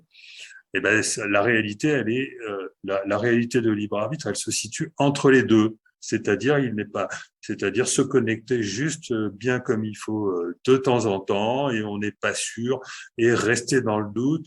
Et c'est là que c'est un peu comme un barreur qui est sur son bateau et qui de temps en temps barre à droite, barre à gauche, il essaye de trouver la bonne. Là, il a besoin d'un libre arbitre parce que c'est à partir du ressenti que on barre correctement. Et c'est là que se situe le véritable libre arbitre parce que la physique ne peut absolument pas intervenir dans les choix qui sont faits à ce niveau-là, et même la conscience, le conditionnement de la conscience, ne peut pas intervenir dans les choix qui sont faits à ce niveau-là. Soit on choisit le hasard, mais le hasard, il est contre-productif, soit on choisit le potentiel de la conscience à évoluer, à comprendre, à intégrer son expérience. C'est par l'intégration de l'expérience acquise qu'on fait les meilleurs choix. Mais cette intégration, encore faut-il la vouloir. On a le choix de se connecter ou de ne pas se connecter. C'est à ce niveau-là que se situe le libre arbitre. Le libre arbitre, il est entre les deux. Il se situe dans le doute. Alors, il y a une autre raison, c'est que votre soi veut vous faire réaliser des choses extraordinaires. Mais bon, quand vous avez vraiment fait des choses, commencé à faire des choses extraordinaires, du coup, il en profite, il veut vous faire aller plus loin. Bon, mais il se rend pas compte que vous, lorsque vous acceptez son programme, les grands défis qu'il vous propose, à un moment donné, vous prenez trop de risques. Et il n'est pas à votre place pour évaluer les risques que vous prenez. Il n'y a que vous, il n'y a que le moi embarqué dans son existence incarné qui est capable de savoir s'il peut se permettre de prendre les risques que lui propose son soi. Et donc, le libre arbitre, il est fondamental à ce niveau-là, parce qu'il est hors de question de se laisser guider par quelqu'un qui vit au paradis, qui n'a aucun problème et qui aimerait juste qu'on fasse le meilleur programme qu'il a conçu pour nous, sauf que qu'est-ce qui nous dit que il est compétent pour savoir si on va être capable de réaliser ce programme une fois qu'on est incarné. Il n'y a que nous qui pouvons le savoir. Donc voilà, c'est important de comprendre que le libre arbitre, il se situe à ce niveau-là, dans cette zone complètement incertaine, où il va falloir trouver la bonne manière de barrer son bateau pour trouver la meilleure façon de se réaliser. Voilà. Il me semble que Aruna, elle appelle ça le conflit de désir, non? C'est ça? C'est là que peut intervenir les conflits de désir et ils ont leur place et ils ont leur sens parce que comme dit Philippe, c'est comme la peur. La peur est considérée dans la science spirituelle comme le gardien du seuil. Il nous protège aussi, la peur, elle nous protège. Il a raison Philippe, complètement. Mais vous voyez qu'on est en train de parler tous les deux d'un paradigme spirituel complètement différent de ce qu'a été la tradition. C'est une spiritualité incarnée. Et puis moi, je vais jusqu'à dire incarnée dans la relation. Donc là, on va pouvoir continuer nos petites frictions avec Philippe. C'est que moi, je dis que la relation, l'autre, viendra toujours nous interpeller pour savoir jusqu'où on peut aller plus loin. En tous les cas, sur nos faux moi et sur tout ce qu'il peut y avoir d'artificiel encore dans notre moi ou combien il y a encore d'ego dans notre moi. Donc, et les conflits de désir, c'est effectivement, il y a une partie, le soi, il nous pousse à avoir envie, à aspirer à toujours plus, mais il y a le corps, il est beaucoup plus lent que l'esprit et donc on sait aussi ce qu'on peut et ce qu'on ne peut pas et ça crée des conflits de désir. C'est sûr. Mais les conflits de désir, ils sont aussi là pour nous réveiller parce qu'il y a un moment nous dire mais qu'est-ce que tu veux vraiment? Mais Philippe a raison, en même temps, il faut écouter les deux parce que la peur ou la prise de risque peut être trop lourde pour là où on en est. Le soi, effectivement, il a raison, il va toujours nous dire tu peux voler, mais oui, mais d'accord, mais voilà, il y a une certaine forme d'humilité qui est nécessaire dans tout ça. Et je pense que là, on parle de quelque chose qui relève de l'humilité déjà. Rien que d'accepter qu'on est deux, pour beaucoup de spiritualistes qui parlent d'unité, pour moi, le deux, c'est la polarisation de l'unité. Ça ne veut pas dire qu'il n'y a pas toujours que le un. Bien sûr, le un, c'est la mathématique de base. Tout est un et on est tout, sauf qu'on est polarisé. Et dans cette polarisation, enfin, moi, c'est comme ça que j'entends ce que dit Philippe, on est polarisé entre le moi et le soi aussi. Et donc, c'est à nous de jouer sur cette dualité, de voir jusqu'où on peut faire la prise de risque de l'élargissement de conscience et de combien de place on peut laisser au soi. Voilà. Mais il faut être très humble. Et je pense que là, on parle tous les deux d'une spiritualité qui s'incarne en tous les cas. Une spiritualité incarnée. Et moi, je dis, chaque fois qu'on monte un peu, il faut vérifier comment on englobe plus de réalité. Et si on est capable d'englober plus de réalité avec de la paix, du calme, de la neutralité bienveillante, sans jugement et sans être blessable partout par l'autre. Donc voilà. Mais je ne sais pas si on est en train de parler d'un autre paradigme spirituel que celui dont on a l'habitude jusqu'à aujourd'hui dans les traditions. Alors, je viens de lire le commentaire d'un auditeur qui dit qu'il pense que le moi supérieur sait mieux que nous ce qui est bien pour nous. Oui, c'est vrai. Oui, c'est tout à fait juste, sauf que dans la pratique, dans la réalisation de l'expérience qui va nous conduire à nous réaliser, il y a des obstacles, il y a des situations qu'on n'est pas censé pouvoir, dont il n'est pas censé pouvoir jauger la difficulté. Et il ne peut pas se mettre à notre niveau de difficulté, de peine, etc. Il ne peut pas nécessairement comprendre le fait que pour arriver à réaliser son programme, bon, peut-être qu'on va endurer beaucoup trop de choses. Donc non, ce qu'il vient de dire est vrai en partie, mais pas en totalité. Oui, et la vraie question, c'est combien on est capable d'encaisser de deuil de moi, justement, des fins de moi. Et c'est ça qui est demandé sur le chemin. Je ne suis pas la première qui aura parlé des nuits noires de l'âme, mais moi, je suis en train de vivre quelque chose où je comprends qu'il y a aussi des nuits obscures de l'esprit. Il y a un moment, il faut savoir tout lâcher. Il y a un fameux lâcher prise. Et c'est très difficile. Donc, c'est pas, quand je dis que c'est très costaud, c'est très costaud. Ce n'est pas un chemin pour bisounours. Donc, même si le soi, il sait mieux, c'est à nous aussi de dialoguer avec lui par rapport à notre réalité incarnée. Alors, il y a une chose dont on n'a pas parlé, c'est le fait que le mental ne devrait pas intervenir dans nos choix. Ça, je pense que c'est important. Je suis d'accord avec toi, mais alors, quid du ressenti sur lequel se basent certains complètement? Parce que tu as beaucoup parlé du ressenti, tu parles beaucoup d'intelligence émotionnelle. Et moi, je serais très curieuse de t'entendre parce que moi, je vois beaucoup de gens, bon, alors je vais le dire rapidement et un petit peu vite, que j'appelle un peu mysticopétés, un peu haut perché, qui se basent sur leur ressenti et sur leur ressenti, mais ils sont tellement sûrs que leur ressenti, c'est le soi, qu'ils ne voient pas qu'ils sont en train de nourrir un moi artificiel, spirituel pour le coup. Ah oui, non, mais le ressenti, c'est pas le soi, c'est pas exclusivement le soi. Bien sûr que le soi, la connexion passe par du ressenti, mais ça veut absolument pas dire. On peut être complètement dans l'ego et avoir plein de ressentis. On peut avoir des faux ressentis, des fausses illusions. Même céleste, hein, on est bien d'accord. Oui, on peut même avoir un orgasme. Oui, un orgasme cérébral ou un orgasme du cœur, un orgasme psychique. Voilà. Mais bon, c'est pas. Et là, je pense que, je sais pas, on pourra en parler un autre jour, mais c'est là que je pense qu'on est aussi invité avec ce qui se passe aujourd'hui à renouveler aussi quelque chose de l'ordre de la mystique. Là, tu parles de renouvellement métaphysique, mais aussi un renouvellement de la mystique. C'est toujours une partie qui est liée au cœur et une partie qui est liée au cerveau, au mental. Alors, j'allais parler de quand même la différence entre l'intelligence du mental et l'intelligence émotionnelle. Hein. L'intelligence du mental, elle vient du cerveau, effectivement, de l'influence du cerveau sur la conscience. Parce qu'on ne peut pas nier le fait que, d'ailleurs, si on croit que la conscience est le produit du cerveau, c'est parce qu'il y a une véritable influence. Et cette influence, c'est une influence mentale, c'est une influence qui crée ce qu'on appelle l'intelligence analytique, c'est-à-dire celle qui va essayer de tout comprendre dans les détails pour arriver à faire des choix. Mais il n'y a pas de choix à ce niveau-là, hein, puisque là, on est dans la mécanique.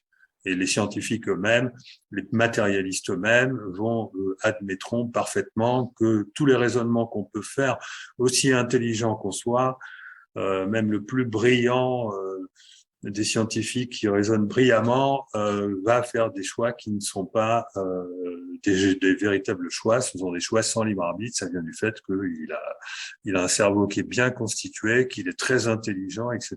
Et tout le monde reconnaît qu'il n'y a pas de choix, il n'y a pas de libre arbitre là-dedans. Et ça peut se comprendre autrement en disant que c'est le cerveau qui crée le temps lui-même, hein, qui crée la sensation du temps, parce qu'il ne faut pas oublier que le temps physique n'existe pas. Hein. Enfin, on s'en sert, mais en réalité, il n'existe pas réellement. Hein, c'est juste un outil. Et le mental est une sorte de machine à essayer de prévoir le futur immédiat. Alors, quand il essaye de prévoir le futur lointain, il se plante systématiquement puisque c'est pas de son ressort.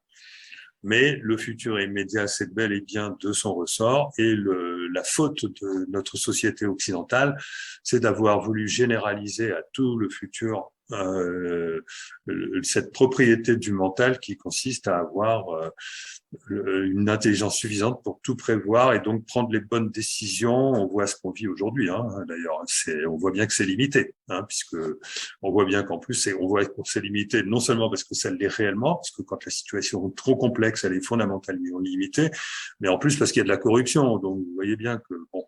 Donc, le mental, il y a plein de raisons de comprendre pourquoi il est limité, pourquoi il est sans libre arbitre, et ça, tout le monde l'admettra. Et je résume ça en disant que le mental, il est prisonnier du temps. En fait, il ne fait que essayer de maintenir sa ligne temporelle. Et là, le mental, il est sur une ligne temporelle. Il va toujours essayer de la justifier. Si, par exemple, c'est le mental de quelqu'un qui souffre, il va toujours essayer d'expliquer pourquoi il souffre. Il va avoir tendance à se maintenir là-dessus. Et il va pas pouvoir évoluer. C'est normal parce que l'évolution ne vient pas du raisonnement, l'évolution ne vient pas de l'intelligence analytique. L'évolution, comme je le disais tout à l'heure, vient d'un changement de vibration. Et c'est là que, donc, changement de paradigme, puisque si on a compris qu'il y a le futur lointain, enfin plus ou moins, hein, parce que ça peut être aussi rapide, se crée grâce à la vibration, et bien là, on est capable de réintroduire l'intelligence émotionnelle, puisque l'intelligence émotionnelle, elle est essentiellement vibratoire. Alors, il y a quand même des passages continus de l'intelligence mentale à l'intelligence émotionnelle. Et moi, j'ai fait un graphique là-dessus. Enfin, je ne veux pas vous embêter avec ce graphique, mais on peut dire que voilà, l'intelligence du mental, c'est l'intelligence qui passe par l'analyse, qui passe par la logique, qui du coup arrive à une certaine justesse, mais que dans certains cas, la situation peut commencer à être complexe et donc là, il faut rentrer dans l'ordre du subtil. Et c'est là le maximum de ce que peuvent faire les scientifiques, c'est-à-dire qu'ils peuvent aller de la rigueur qui permet de faire l'analyse et à travers la logique d'arriver à la justesse, même lorsque c'est subtil, mais ils n'arrivent pas à aller au-delà parce que lorsque c'est trop complexe, même la subtilité est dépassée. Là, il faut faire appel à l'intuition. Et qui dit intuition, dit qu'on rentre véritablement dans la vibration.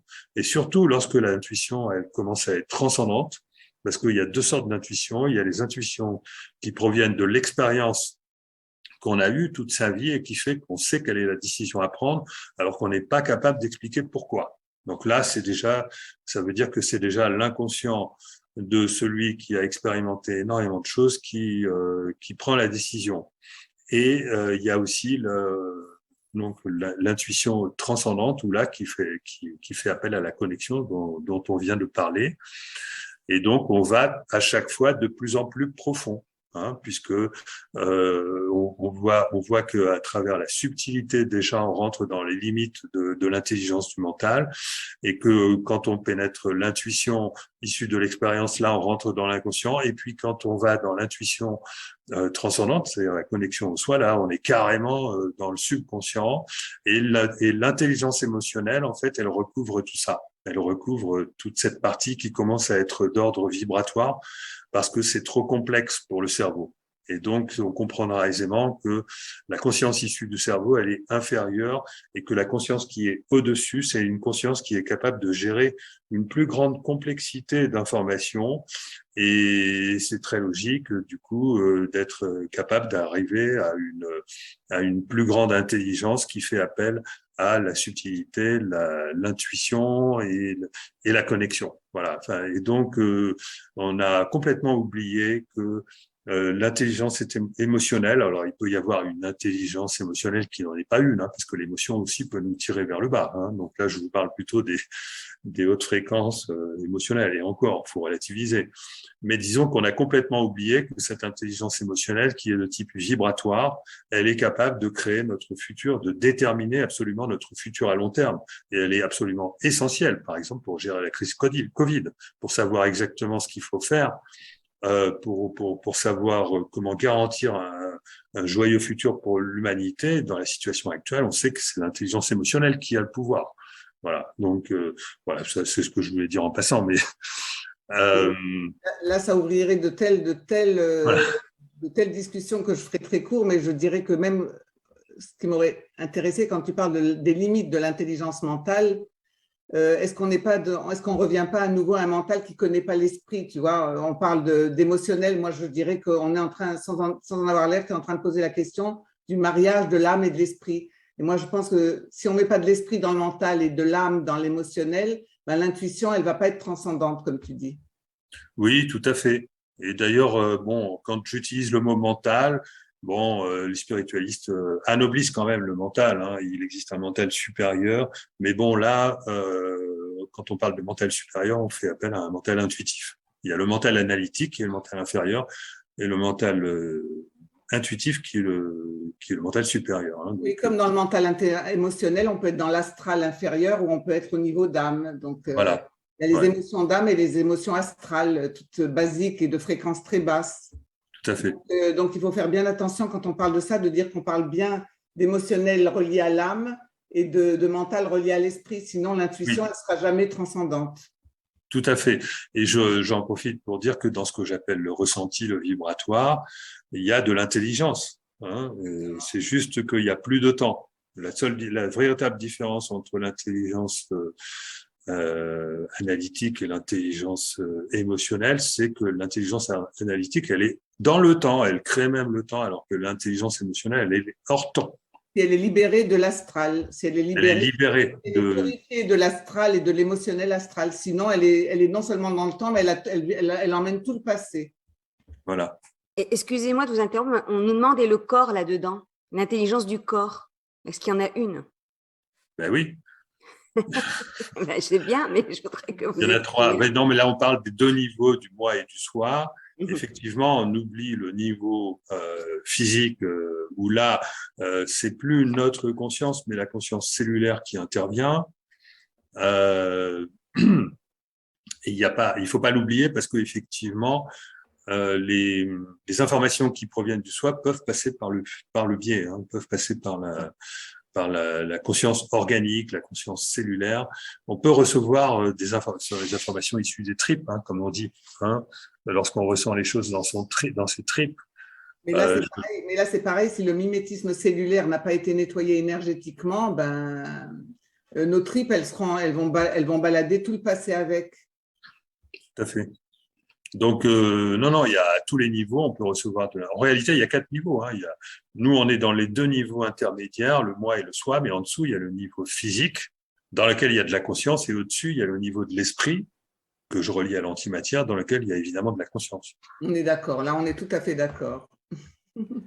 Philippe, est-ce que tu peux nous parler, puisqu'on a aussi des gens qui nous suivent sur YouTube, on a 762 personnes actuellement qui vous suivent, hein, sur YouTube, et beaucoup souhaitent te complimenter sur la clarté de tes propos, Philippe, hein, je tiens à te le dire, par rapport à… Il y a une grande progression, hein, c'est ce qui est relevé au niveau du chat, et certains souhaiteraient que tu reviennes sur les 3 types de conditionnement. Est-ce que tu peux nous en reparler très rapidement? Le conditionnement, d'accord. En fait, moi, j'ai identifié 3 types de conditionnement parce que la conscience, elle a 3 centres. Pourquoi est-ce que la conscience, elle a 3 centres? On vient d'en parler parce qu'elle a le centre mental et le centre émotionnel. Hein, donc, l'Occident, c'est complètement…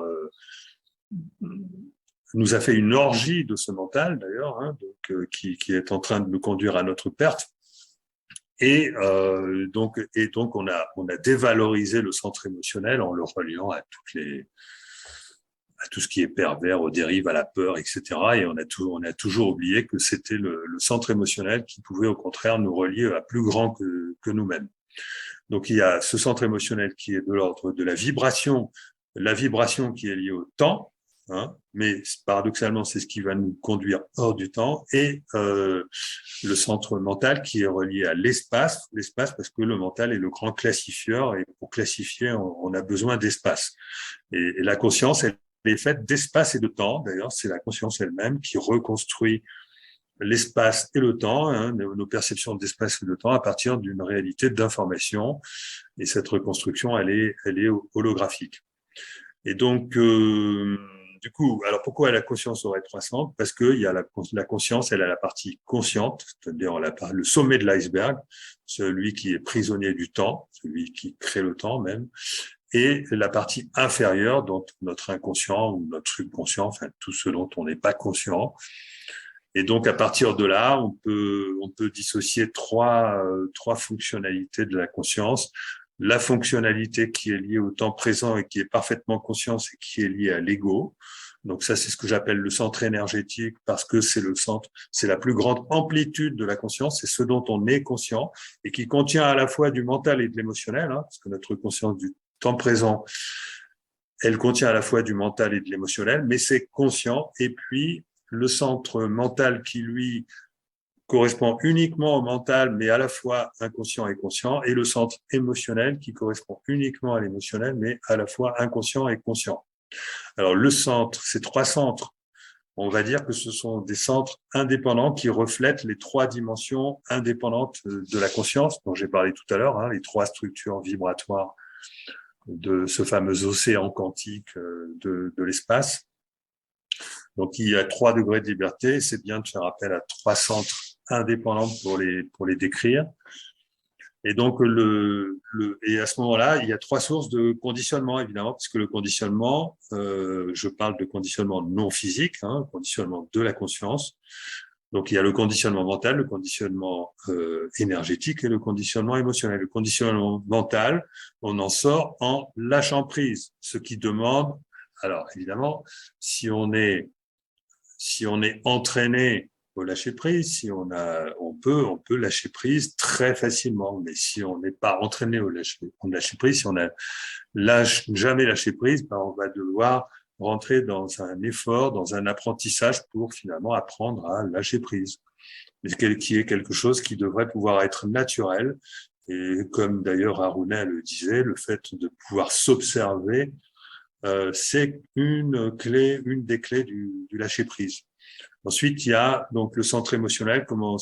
Alors, je voulais dire, le centre mental, il est aussi le centre qui détermine notre système de croyances. Donc, le lâcher prise nous permet de lâcher nos croyances. Hein. En ce qui concerne le centre émotionnel, lui, c'est la clé du système de jugement. les croyances, elles sont toujours justifiées par le mental, mais lorsque vous avez des croyances qui ne sont pas justifiées, ce sont des jugements. Et là, ce jugement, il est purement vibratoire. Vous ressentez que telle personne, elle est mauvaise ou elle est bonne, enfin, j'en sais rien. Et donc là, c'est purement vibratoire. Et pour sortir de ces jugements, donc du conditionnement émotionnel, il faut développer la confiance en soi. Parce que ce n'est que lorsqu'on n'a pas confiance en soi qu'on éprouve le besoin de juger les autres. Lorsqu'on a confiance en soi, on n'en a rien à cirer des autres, du comportement des autres, parce qu'on le comprend. Et ensuite, vous avez le conditionnement égotique, le conditionnement énergétique, qui, lui, correspond à l'image de soi. Et donc, c'est ce qui implique toutes nos relations, tout ce qui fait notre image, nos enfants, notre maison, tout ce qu'on possède, etc. Et là aussi, c'est important de se détacher de tout ça, parce que sinon, on va avoir tendance à faire nos choix en fonction de ça. Et donc, il faut se détacher de tout ça. Donc, le lâcher-prise, la confiance et le détachement sont les trois conditions au déconditionnement qui permet la connexion. Merci Philippe. Aruna, tu aurais quelque chose à dire là-dessus? Oui. Ouais, non, c'est tout parfait. Comme je dis, ce sont des processus et c'est un dialogue éveillant. Donc, moi, j'écoute et je me laisse éveiller à tout ça. Mais après, je pourrais rebondir sur le fait, je trouve que ce qu'on n'a pas parlé, c'est combien notre volonté, justement à cause des conditionnements, est en fait prise par ce qu'on appelle la Maya, l'illusion ou la grande nature ou la matrice, on appellera ça comme on voudra. Mais on n'en a pas beaucoup parlé, c'est peut-être pas le moment. Mais en tous les cas, moi, je pense personnellement, moi, qu'on fait les 4 volontés de la Maya, moi. Et donc, comme Philippe, il a les 3 conditionnements, moi, je pense qu'il y a 4 volontés qui endorment notre volonté spirituelle, c'est-à-dire notre volonté propre. Et c'est pareil, alors je vais les dire rapidement, mais je vais faire très court. Il y a la volonté de déchoir, c'est-à-dire la volonté de rester petit. Il y a la volonté de ne pas vivre, de ne pas exister. Ça, c'est toute mon idée de la nostalgie de l'ailleurs. C'est-à-dire que c'était mieux ailleurs avant, quand on est uni au soi, mais vivre dans l'incarnation, c'est pas vraiment oui. Donc, c'est une autre volonté qui est drivée par une illusion et qui peut nous faire rester très fidèles à nos conditionnements. Et puis, il y a la volonté d'impuissance, c'est-à-dire j'ai tellement peur du pouvoir que j'ai une volonté d'impuissance, c'est-à-dire de ne pas réussir. Et puis, la volonté de ne pas savoir. Je ne veux pas savoir, la vie sera plus tranquille. Et ce qui fait qu'on préfère être bête que de savoir. Donc voilà, moi je pense qu'on a aussi tout un système pour sortir du conditionnement en travaillant sur ces 4 volontés qui nous activent malgré nous ou contre nous. Et donc moi, par exemple, c'est une grille de lecture que j'utilise et qui marche très très bien. Et on se rend compte que quand on se fait avoir par ces 4 volontés, on fait les 4 volontés de ce que moi j'appelle la grande nature ou la matrice ou la maya ou l'illusion, la réalité illusoire et justement, et ça ferme la porte au soi qui, lui, passe par la volonté spirituelle, par une autre volonté qui est le 5e élément. Les autres, c'est lié aux 4 éléments, c'est autre chose, c'est la réalité. Donc voilà, mais après, chacun a ses outils, etc. Et les outils que je viens d'entendre sur les conditionnements, je vais y réfléchir et puis je vais voir. Je suis sûre que tout ça, ça s'articule. Mais ce qui est sûr, et ça, on sera tous d'accord, c'est que tant qu'on ne lâche pas les conditionnements et nos mimétismes, notre volonté spirituelle, moi, je pense qu'elle est manipulée par des illusions, donc par 4 volontés illusoires. L'endroit en nous qui veut rester petit et sécurisé, l'endroit en nous qui ne veut pas réussir, qui a peur de réussir, qui a peur de sa puissance. Et derrière, il y a tout l'enfant blessé. Mais moi, je pense qu'on a beaucoup travaillé sur l'enfant blessé. On travaille beaucoup moins sur ce que j'appelle l'adolescent humilié. Et ça, je pense que c'est 2 choses qui nous bloquent terriblement et qui nous gardent très fidèles au conditionnement. Et sans compter, et qui nous rendent très difficile de lâcher prise et puis et le non-jugement et nos attachements à la matière. Mmh. Et moi, Philippe, j'aurais envie de te demander, alors on fait la différence avec la résistance du futur, futé comment? Parce que alors on fait entre la volonté d'échoir et la résistance du futur, on s'y perd là-dedans. On fait comment pour déterminer si c'est l'un ou l'autre? Ben, c'est les deux. Mais là, tu veux absolument classifier quelque chose qui est complexe.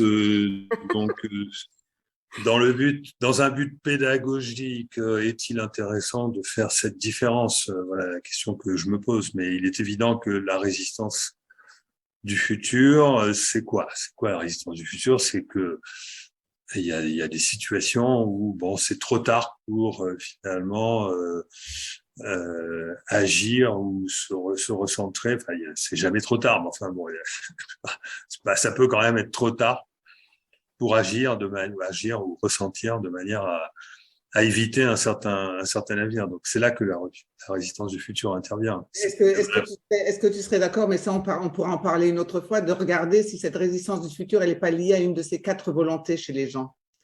Moi, je dis que la résistance du futur, elle est drivée par une de ces 4 volontés ou un mélange des 4 ou un mélange. Ah bah oui.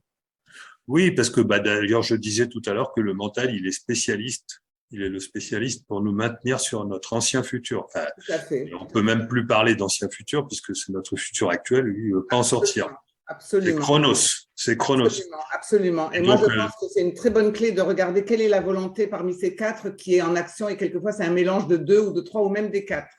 Voilà, et donc je pense que les 4 volontés dont tu parlais tout à l'heure, ce sont des volontés qui incarnent la résistance du futur, d'ailleurs. Exactement. C'est-à-dire que la difficulté qu'on a expliquée, pourquoi on tient absolument à maintenir ça, alors que ça peut nous faire souffrir, s'explique par le fait que c'est le futur qui nous l'impose. Exactement. C'est-à-dire que ça agit contre notre volonté, parce que la seule manière d'en sortir, ce serait de se mettre dans une situation qu'on n'est même pas capable d'appréhender. Donc, sortir du conditionnement, cultiver la connexion, etc., c'est quand même pas évident. Hein. Non. Donc, il est normal qu'on soit défaitiste par rapport à ça et que il y a tellement de gens qui savent pas comment s'en sortir. Hein. Donc, il faut juste qu'ils apprennent. Ça s'apprend. Qu'il y a la patience et l'effort sont les clés. Hein. Donc, c'est trop tard pour le futur immédiat, mais ça peut être. On peut conserver de l'espoir pour un futur plus lointain. Absolument. Mais moi, je pense que c'est un très grand… Enfin, en tous les cas, tes 3 conditionnements et mes 4 volontés, là, je pense que c'est des grands outils d'accélération. D'ailleurs, Philippe et Aruna, puisqu'on arrive presque à la fin de cet échange, de ce bel échange, si vous aviez un message comme ça à transmettre à ceux qui vous écoutent, à peu près, on va dire 1000 personnes qui vous écoutent au moment où on parle, qu'est-ce que vous avez envie de leur dire en fait? Qu'est-ce que vous avez envie qu'ils retiennent de cette soirée? Un message du cœur.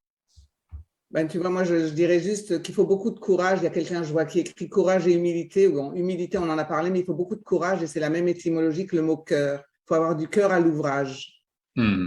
Sortir de la boîte, sortir de ce conditionnement, sortir de ce système qui est de plus en plus oppressant, sortir voilà, et puis faire confiance au cœur, puisque maintenant on sait que, enfin bon, moi je sais, mais… Tu parles de l'intelligence émotionnelle, mais peut-être qu'on va se réconcilier là-dessus sur le fait que moi, je demande aujourd'hui aux gens, je l'ai dit dans le bulletin sur le solstice d'été, c'est aussi de ne pas oublier que les émotions ne sont pas que l'apanage du cœur. Et je donne comme outil de mettre le cœur dans la tête de temps en temps, d'imaginer l'amour dans la tête et pas dans le cœur. Ça, c'est l'intuition. C'est l'apanage du cœur, voilà. Mais donc, il ne faut pas jeter le mental, il ne faut pas jeter tout ça. Et un des exercices que j'aurais bien envie de faire passer, c'est penser de temps en temps à mettre l'amour dans la tête et vous allez voir dans la conscience comme ça change les choses. Oui, ça c'est le fait de cultiver le sens de l'élégance. En mathématiques, par exemple, on sait, tous les matheux savent qu'une théorie ne peut être juste que si elle est élégante. Ils ne peuvent pas expliquer pourquoi, mais ils le ressentent. Parce que l'univers est élégant. La beauté fait partie de la vérité, quelque chose qui ne peut pas, rien ne peut être vrai si c'est pas à la fois beau, bon, bien, voilà, les 3 B. Et attends, moi j'en rajoute un, bon, bien, bon, beau et bio. Il faut que ce soit vital et vivant. Oui, voilà, ça c'est le côté physique. On rajoutera à Platon le B de bio. Et donc, où j'en ai où, je sais plus. On sent qu'on arrive à la conclusion. Oui, en parlant de beauté. Oui. En parlant de beauté. Vas-y, Aruna. Sur la beauté, parce que je suis tout à fait d'accord. Moi, j'avais un maître qui disait « Je n'aimerais pas Dieu autant s'il n'était pas aussi beau ». Et moi, je dis la même chose. Et donc, je suis complètement d'accord. J'aime bien cette idée de finir sur la beauté. et l'élégance. Parce que sinon, qu'est-ce qu'on peut être vilain? Ce serait le contraire. Donc, si on observe déjà combien on préfère la beauté à être vilain, c'est déjà énorme. On oublie de dire que la beauté est un outil spirituel. D'ailleurs, dans la Kabbale, dans l'arbre de vie kabbaliste, la beauté, l'esthétique est au-dessus de l'éthique, au-dessus de l'éthique. La difficulté, c'est d'essayer d'éviter de rentrer dans la simulation de tous ces sentiments, de toutes ces sensations, etc. Ça, c'est la grande difficulté parce que le conscient va avoir envie de dire, bon, allez, je vais cultiver tout ça. Et il va oublier que c'est son inconscient qui… D'où la nécessité d'installer ces observateurs. Voilà. D'où la nécessité de rentrer dans des pratiques, ça va prendre du temps, il faut rentrer dans un apprentissage. Moi, je fais de la randonnée, j'en chie, hein, quand je dois partir de très bas, enfin d'une situation où j'ai besoin de me vraiment désintoxiner. Mais alors, qu'est-ce que ça fait du bien et qu'est-ce que je me sens relié en sortant et qu'est-ce que ça m'a complètement éliminé tous les parasitages, tous les a priori, tous les soucis. Quand vous vous rendez compte, vous allez faire une randonnée, au bout de 3 heures, vous avez éliminé cette sensation d'avoir trop de choses à faire, ce stress, etc. Mais ça permet la connexion. Faire de gros efforts, mais dans le temps, c'est quelque chose qui permet de restaurer la connexion. Donc moi, je le conseille. Bon, ça marche pour moi, j'ai peut-être un organisme. Et c'est un bon investissement pour le grand futur. Voilà. Ben oui. Je lis beaucoup de remerciements sur les différents chats. Et en parlant de beauté, je souhaiterais vous projeter, bien sûr, la bande-annonce du superbe film d'Aruna que j'ai eu la chance de visionner. Je l'ai même regardé 2 fois. Et Dieu sait que c'est rare pour moi de revoir un film. Je l'ai trouvé artistiquement vraiment fabuleux. Un vrai voyage qui nous transporte et qui met en lumière d'ailleurs cette nostalgie de l'ailleurs que j'ai découvert très récemment à Aruna. Donc, je vous propose, si vous êtes OK, de projeter ce petit extrait. C'est la bande-annonce. Trop court. En fait. Voilà. C'est la bande-annonce, c'est le teaser, c'est la bande-annonce. Voilà, le teaser que je trouve trop court d'ailleurs.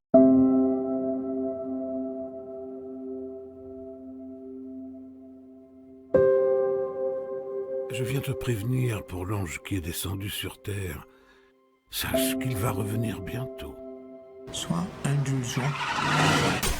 C'était sa première fois sur Terre. J'aurais dû dire non. J'en ai assez de laisser mon père et la religion dicter ma vie. I'll be your guardian angel. Je t'aime plus que j'aimerais jamais personne. T'es comme mon cœur, mon sang, mes yeux. Non, ne m'approche pas, ne me touche pas. Nous n'avons plus rien à faire ensemble. Je veux aimer autrement, je veux être aimé autrement. On est fou quand on veut ça. Retrouver sur Terre la mémoire de l'amour. C'est ça que tu cherches à me faire comprendre. Oui. Et ça arrive à chaque vraie rencontre.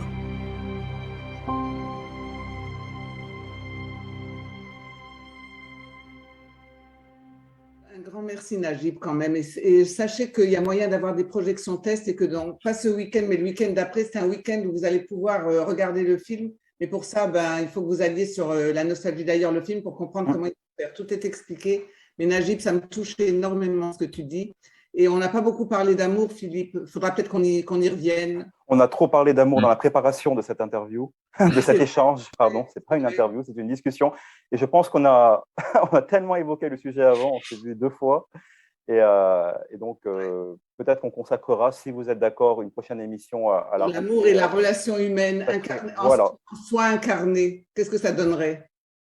Allez, est-ce que ceux qui nous écoutent sont partants pour cette thématique? Donc, on attend vos commentaires. Si vous validez, si Philippe et Aruna sont bien évidemment d'accord. Hein. Ah ben voilà, oui, sans compter YouTube aussi. Et Vanessa, elle a son rêve qui, depuis le temps que… je voudrais vraiment le finir de dire ça. Vanessa, qui est à l'initiation de ça, elle a réussi à convaincre Philippe et moi, parce que nous, on fait plus de projet, Philippe. On a envie de rien. Mais elle a réussi à nous faire comprendre que ça doit être et c'est. Et juste c'est, et ça devait juste être. Et du coup, merci Vanessa. Maintenant, il faut que tu suives si on va parler un jour d'amour et de relations humaines. Il y a plein de thèmes sur lesquels on pourrait vous faire parler, sur même la matrice. Est-ce qu'on peut sortir de la matrice? Est-ce qu'on peut sortir du temps?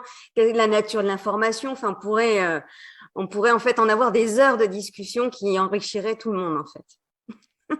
Oui, il faut parler d'amour en lien avec les autres réalités, les autres dimensions, la structure de l'au-delà. Comment est-ce qu'on navigue dans l'espace-temps en dehors de notre réalité? Comment est-ce qu'on navigue un peu partout dans l'univers? On est en train de préparer la prochaine discussion, hein, donc super. Ceux que ça intéresse, je vous propose déjà d'essayer l'amour dans la tête. Vous allez voir ce que ça change. Ah, c'est quoi le choix de Vanessa pour ce soir? On a des questions sur… Vanessa, est-ce que tu as envie de Le choix de commencer? ce soir, ça a été de bien accepter, en fait, de pouvoir partager ce moment merveilleux avec vous tous. Donc déjà, ça a été celui-là. Voilà. Ça aurait été vraiment dommage que tu ne sois pas là. Merci. Merci en tout cas à tous les trois. Merci à toute l'équipe qui est derrière, hein, parce qu'il y a du monde derrière qui organise tout ça. Merci aux deux Sarah, hein, Sarah Darmon, Sarah Euseb. Merci à Nicolas aussi qui est à la réalisation, à Margot, à Eléa, à Marie-France. J'espère que j'ai oublié personne. Merci à toi, Najib, parce que quand même, tu as été formidable. Tu as joué le jeu avec Philippe et moi, alors qu'au départ, ce n'était pas gagné, hein, parce qu'on est tous les deux des grands bavards. Et merci à Céline et François qui sont avec moi. On ne les voit pas, mais ils sont juste à côté. Merci à Céline et François aussi. Et écoutez, on se donne rendez-vous, voilà. Pourquoi pas à la rentrée, on essaie de travailler en coulisses pour cette prochaine émission. Et vraiment, merci à toi, tous ceux qui nous ont suivis. Accepté cette pensée en passerelle, parce que je crois qu'il y a trop de gens qui ne savent pas penser ensemble et faire de la pensée éveillante ensemble. Je crois que les spiritualistes, un jour, ils auront à rendre compte de leur difficulté à faire des passerelles de pensée. C'est mon rêve. Voilà, ça faisait partie de mon rêve. Ça faisait partie de ton rêve, ben voilà. On en parlera de ce rêve et on essaiera de le réaliser un jour.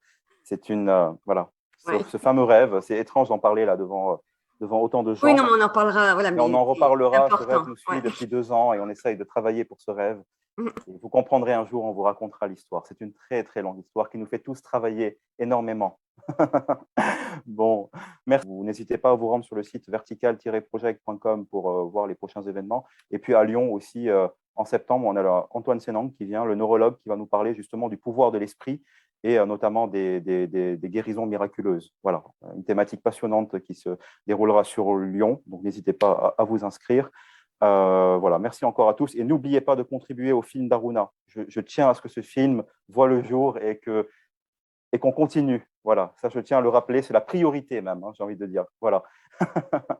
Merci à tous et je vous embrasse et j'étais ravi de cette soirée. Merci Vanessa, merci Philippe, merci à Aruna et à tous ceux qui nous suivent. Je vous embrasse. Merci Aruna, merci à tous. Merci aussi. Ciao. Ciao.